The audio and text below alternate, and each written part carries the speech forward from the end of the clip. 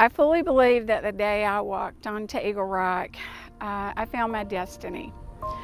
The day that I walked in, my husband was working there and maybe volunteering, and I had never heard of Eagle Rock Boys Ranch. I came on to bring him some lunch, and that day absolutely changed my life.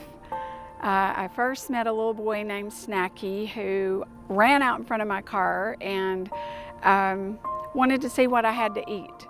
I quickly learned why he was called Snacky. A few minutes later, I was able to meet Scott Hilton, and I was intrigued by this beautiful ranch in Attala and just the brief little bit I had found out about what they did there, and spent the next probably 2 to 3 hours at his desk asking questions and finding out all about Eagle Rock. I was absolutely amazed that there was this wonderful place that I had lived in Gadsden most of my life and I absolutely knew nothing about. So that was a day that I always remember because I left there that day with a job. I didn't even really know what I was going to do or what happened that day. I just knew that it was a God moment. I started out as Mr. Scott's assistant, just helping him with whatever. And I was so excited to learn about the boys, about everything that took place there, about all the inner workings of what it takes to run a ranch. And as the days went by, I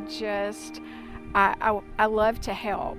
And I realized that all these inner workings and all the parts and pieces to taking care of 8 boys, that Scott and Deanna had literally done that all by themselves.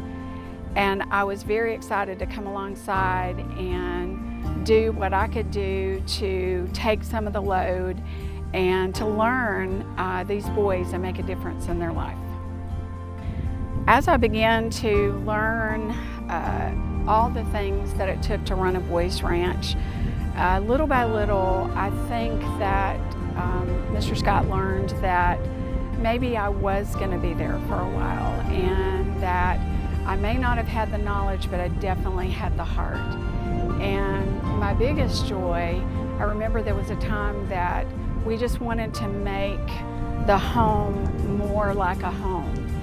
And for lack of a better word, he just asked me, I want you to be like the director of hominess. And so I went in and I began to decorate like I would my own home, and try to do things to make the boys feel comfortable. And you know, at that point, I really just didn't have any of the hard work of discipline.